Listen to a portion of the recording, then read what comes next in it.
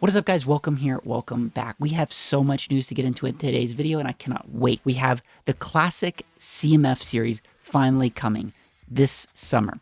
We have BrickLink sets returning from retired lists. We also have a lot of Pokemon news to get into, as well as Pick-a-Brick. We get a bunch of minifigures of Pick-a-Brick. That's going to be good for Castle fans, as well as LEGO using some interesting advertisement tactics to get people to buy the new Iron Man Lego set. So I'm going to talk about that. So without further ado, let's get into the video right now.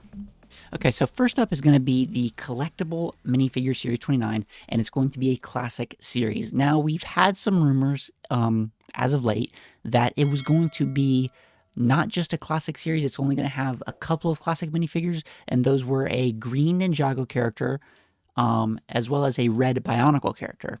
Take that how you will. I don't know what that means. Let me know. But it's turning out to be the case that it looks like the entire series is going to be a classic series. So let's just read this article and we'll get a take on it. In the latest LEGO 2026 product catalog, Series 29 of collectible minifigures has been hinted at. The latest series, 28, has only just released. It focused on animal costumes, but news of the next series has already appeared in the downloadable PDF catalog on LEGO.com.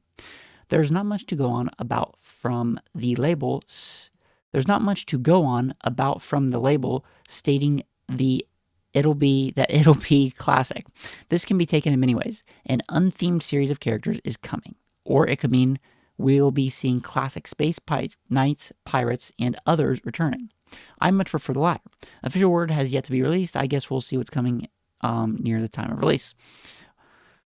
So here is the catalog. You can get on and download like LEGO magazines and stuff like that and read through them on your phone instead of getting it physically. And in the Series 28 that's showing all the animals, down here in the bottom right, it's hinting at what's coming in May. And it says Classic Series. Now, like I said before, we thought it was just going to be those two minifigures, maybe a couple others, which, I mean, an Ninjago character isn't really a classic character to me. That's kind of crazy to throw that in there, especially when Ninjago's got the whole anniversary thing going on right now for them. So it's kind of weird to see that, but the Bionicle character is going to be even weirder to see in minifigure form. It's going to be weird to see how they pull that off. But as far as everything else goes, from what I can pick up from LEGO literally putting this on the advertisement, there is a classic series. You do not put classic series if there's two minifigures. That's not a classic series. That's just a series, normal series with one classic minifigure in it, like they did with Basil the Batlord, and they didn't call that a classic series.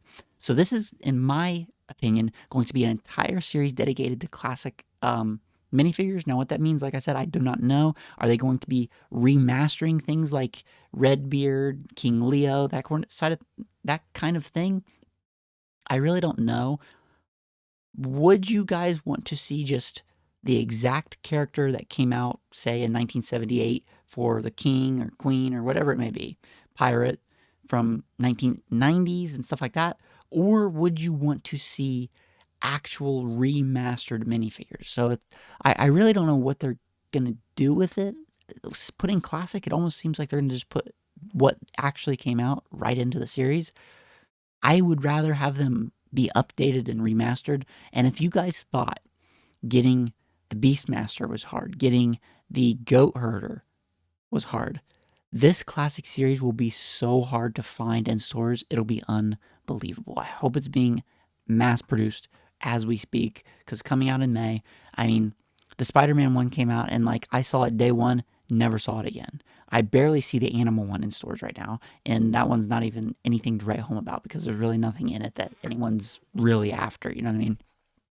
We'll just have to see how this plays out. But moving on, we have the BrickLink Designer Program Series 3 and 4 stock that's going to be available next week. Now, they've done this before where people who ordered, because what BrickLink does is you pre-order the set, and 6 months later they'll ship it out because they got to make it. It's made to order, essentially. People in that pre-order to shipping time frame can cancel their order, and if that happens, then BrickLink's sitting there with a bunch of sets that they thought they were going to sell. So that's what this is they're just offloading a bunch of sets that not only got canceled in orders, but they ordered an excess a bit of for if people have problems with shipping, it gets stolen, and other sort of things like that. So Series 3 and 4 is going to bring these sets right here. Going to be the Harbor Master's Office at $209, Lost City, the Arch of Chocolate, Forest Stronghold, and Camping Adventure. Now, the Forest Stronghold is going to be the heavy hitter. If you want that thing, you got to be ready day one, okay? Whenever this comes out. The problem is they send them out through emails, so you need to sign up for BrickLink's marketing emails, and that's how it will be sent out to you. And this is going to be January 21st, like I said. And BrickLink Series 4 sets are going to be the Siege Encampment, an incredible set. I highly recommend you get it. I love the little builds of the set. If you want it to go along with your Lioness Castle, perfect set to pick up. Basically a big battle pack. The Medieval Seaside Market, another medieval castle-inspired set. The Riverside Scholars, the Wild West Train, and the Merchant Boat. Now, you don't see the Wild West Train here, but this is that right there. Very cool set, since we don't get a lot of Western sets. So it's cool to see that we're getting these, a little bit of them back. Now, these are going to be for the US right now. I believe that later on, they'll do a New Zealand and Australia and Europe maybe, or maybe they're doing Europe with this. I'm not quite sure. You're going to have to look into that. It's really just like, who knows? Okay, so there it is right there, US and Europe. You really don't know with BrickLink. It kind of just goes whatever sometimes. Like, you have to sign up for the marketing emails to get this. Like, you're not able to just pick it up like you would a regular set that you're going to pre-order. So you have to get the marketing email, check your emails constantly. As soon as you get that email, you get basically a link to be able to sign in to BrickLink and order the set through that link. The reason they do that is they don't want to put it on the website and thousands of people just tear to the website. It gets shut down. They sell more than what they even have, and everyone gets mad. Like what happened with Lioness Castle on Black Friday. So they say, okay, we've got this many sets. Let's send out this many emails, and that's it. So we don't have to worry about blah, blah, blah. You know what I mean? So that's what's going to be going on with the BrickLink Designer Program next week. It's going to be a big deal for a lot of people. Next is this Lego Iron Man under fire for misleading promotion of the new Iron Man set. Why do I have so many ads? Get these ads off my freaking screen and out of my face. The LEGO Group has been accused of running an intentionally misleading ad for its new Iron Man statue, with one builder left disappointed by the functionality of the finished set. Okay, so apparently in an ad for the Iron Man suit that we're going to watch here in a moment, a fan said they bought it, apparently, thinking that the chest lit up when you pressed it. Let's take a look and see what LEGO did to make this fan think that.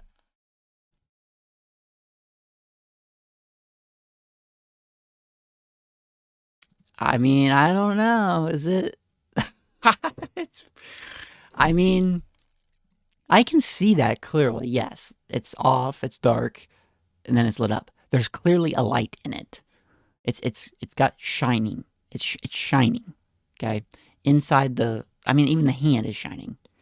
So, yeah, I mean, I can see why. But obviously, it's a silly thing to say that you bought it and got scammed on, essentially. Because, like, look at the smart bricks that they did, the big unveil of the smart bricks, and how they're literally making advertisements of putting the smart brick on, like, against the minifigure and stuff, and as soon as you do that, the hands start turning, and the head starts turning, and in the helicopter's propeller starts turning. The smart brick does not do that in any way, shape, or form. It's just for sounds and lights.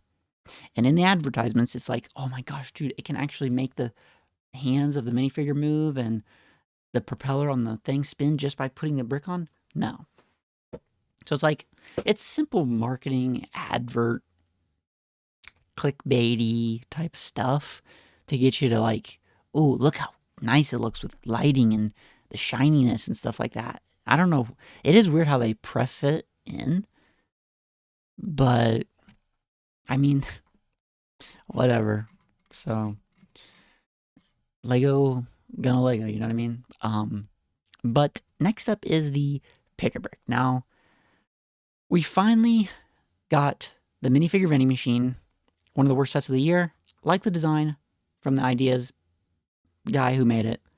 Don't like how they used it to push minifigures and basically bolster sales, because they put the classic or not classic, the new factions in it. They put space in it where everyone's trying to collect space, and the only way they can get it is in this vending machine.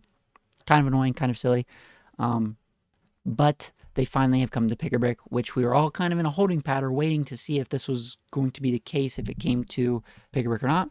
That's finally happened. So that happened a few days ago, and here are some of the pieces that come in it that are going to be unique to it. You can get, obviously, build out the gold spaceman to fill your space loadout or whatever, but these are the ones that everyone's after, is these Kraken and Griffin torsos and legs. Now, they're already literally out of stock, so it's whatever, but the silver lining is they will come back in stock. Do not be like, oh my gosh, I got to get these off eBay now and pay like $20 a piece. No. When things come to Pick-a-Brick, they're going to be on there for a year at least. More than likely, this and the Horse Knights and Serpent Knights are probably going to turn to best sellers, so that they're being manufactured in the US for a time. So hopefully that happens and is able to make it to where we're not losing stock constantly. But they also brought the pieces of the Black Pearl, Jack Sparrow's ship, that came out over summer.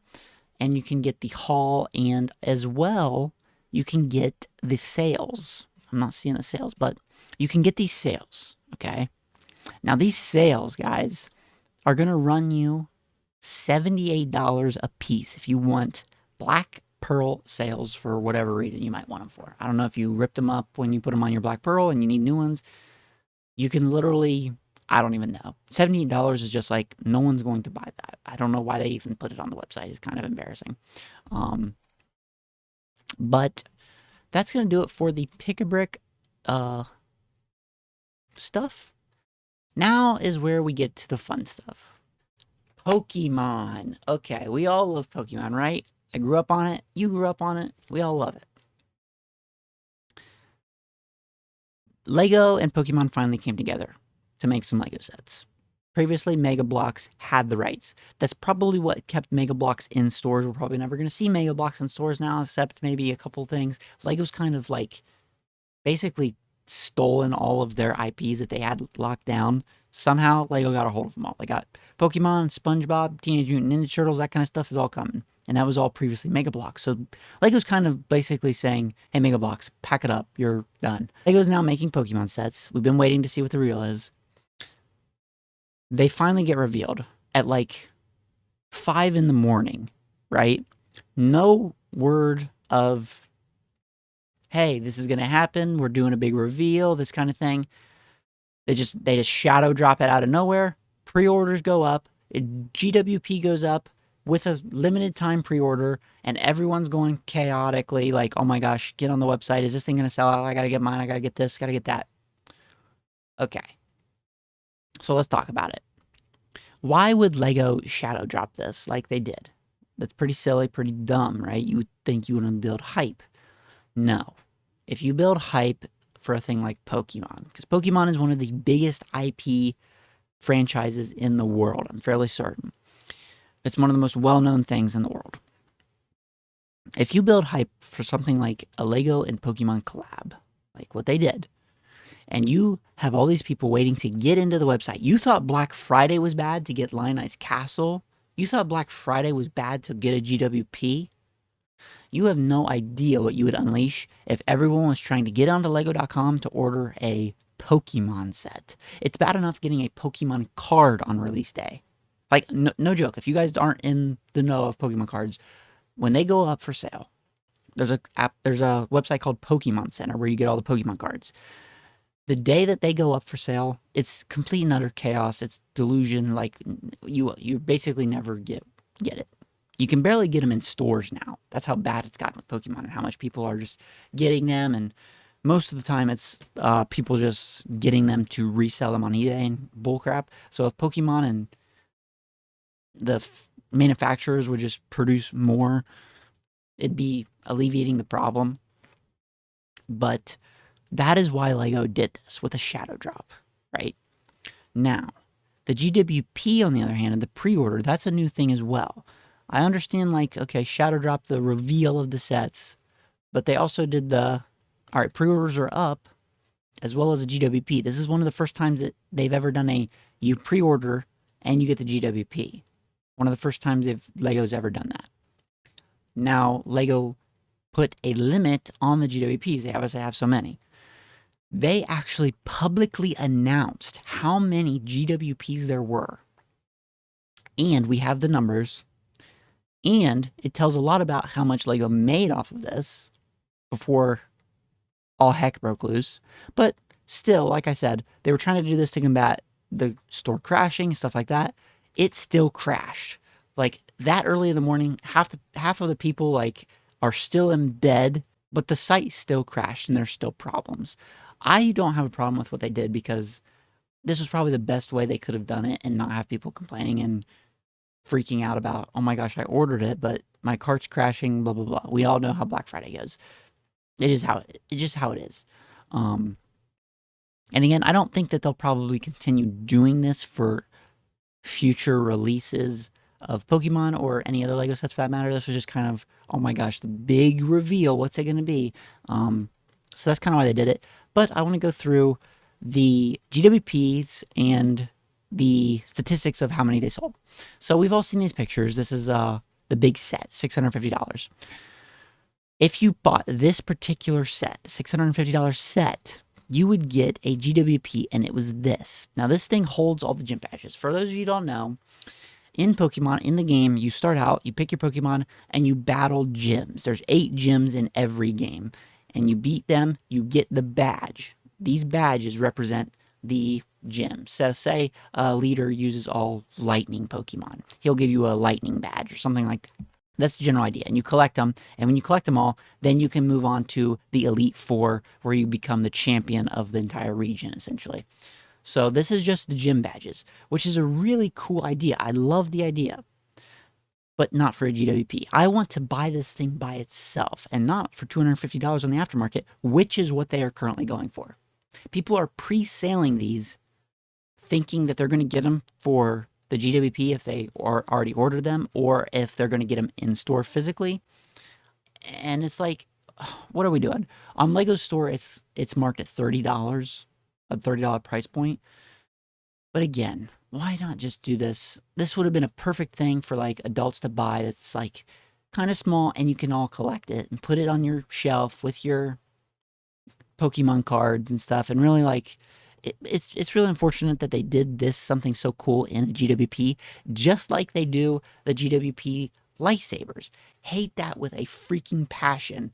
I would love to buy LEGO lightsabers, but guess what? They only put them in GWPs. Like, that's something that people would love to collect, but like I'm sitting here complaining. That's what an obvious business tactic is to do, is to put something that people desperately want into something that isn't as appealing to normies and the modern audience. Like, the modern audience doesn't want to pay $650 for Venusaur, Charizard, and Blastoise. But if we throw in this gym badge thing that people know, and it's like exclusive, and it's really cool looking, it's really cool to display, that's how we get people to do it. So again, like looking at all the sales, right? The GWP allocation was different for the different territories. In the UK, Ireland, France, Belgium, Netherlands, Spain, Portugal, Norway, and Denmark, and probably a few others around Europe,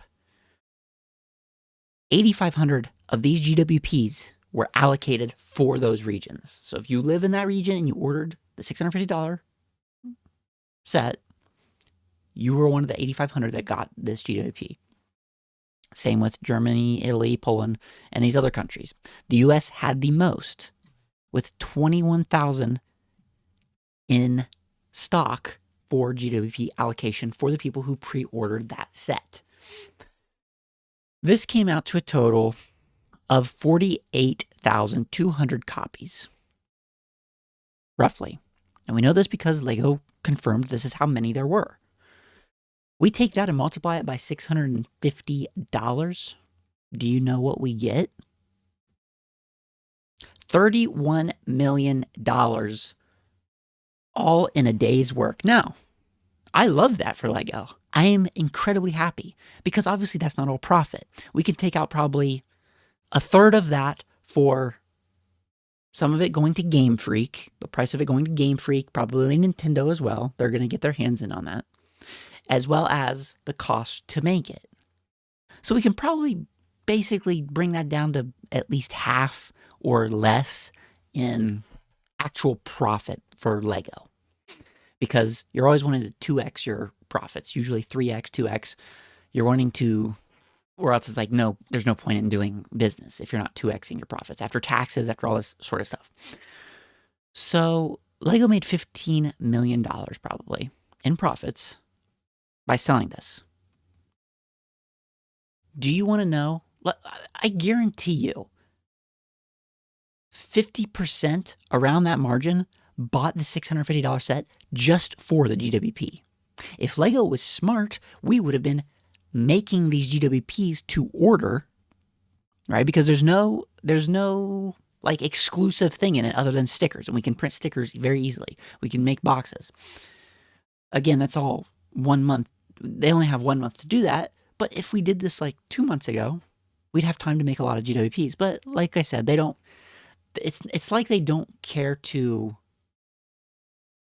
combat the aftermarket problem, because I want people to get this set who actually want the set. Screw the scalping bullcrap.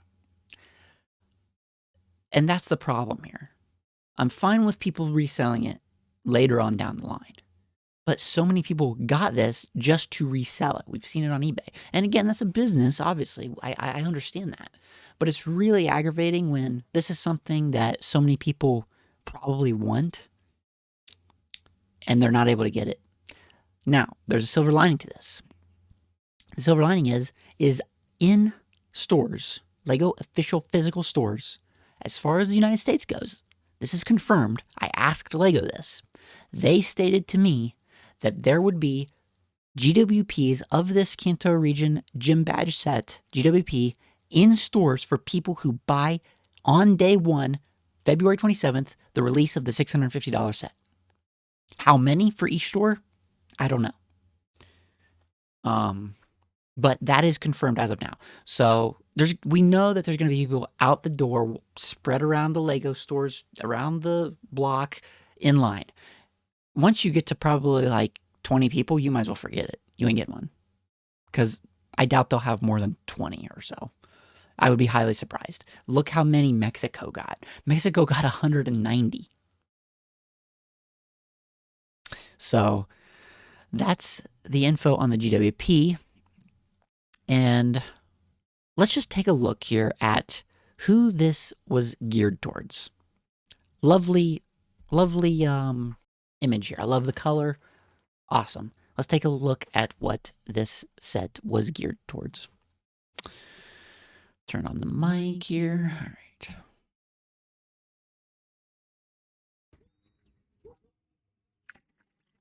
In a world of taxes, instead of gym badges, one trainer is about to remember who he really is. It is official. Our reports confirm that LEGO Pokemon creatures are finally here and have started appearing around the world. More on this as the story develops, so please stay tuned. Guys, remember how big Pokemon Go was? This kind of reminded me of Pokemon Go. That was such a cool era. 2017 summer. Your time Such a cool era. has come, Pokemon Go. and Destiny doesn't care about lower back pain. See, look at this. This guy's got a bad back. You can already tell she's getting ready for work. That it's geared towards adults. Pokemon didn't come to LEGO for kids. That's what I'm getting from this. And that's fine. I mean, it's a kid's game. It's geared towards kids. But they brought it to LEGO to adults. That's an awesome looking picture. That's sweet. Ethan, What's going on? We're gonna catch and build them all. Discover more at lego.com. Adults welcome. Trainers welcome. I mean, so there you go. It's geared towards it's geared towards adults. This release was geared towards adults. Now the issue is in the summer there's a bunch of sets that are going to be coming out. They're saying, rumored to be right now, play sets. What that means is going to be like the silly Mario, Super Mario style ones where they're like big and blocky and literally made for like children, like 4-year-olds. I don't know. I want play scale styled sets that have minifigures and like the little Pokemon Center. Sort of like the mini modulars that Spider-Man's been coming out with. That's what I want to see. Not the Super Mario type stuff. I doubt that this will be a problem in the summer like it was just now, since it was like, oh my gosh, Pokemon unveiled. Like Pokemon Go was, like I said, Pokemon's a big deal. And they're obviously hitting that Gen 1 vibe for all the adults, like Gen 1, that grew up with Gen 1 like myself. So we'll have to see how this all plays out. But here's some images of them in person. This is really cool. Like, that's a really good image. Like, this is for the United States. Looks like around Nevada, maybe? I mean, it looks good. The individual, I'll give it that. The $650 set, at least you can do more with it than just display it. You can disconnect the figures and actually set them up on a shelf, maybe by themselves, like without having the diorama, maybe. You have choices, and that adds to the display ability, and I like that. I appreciate that.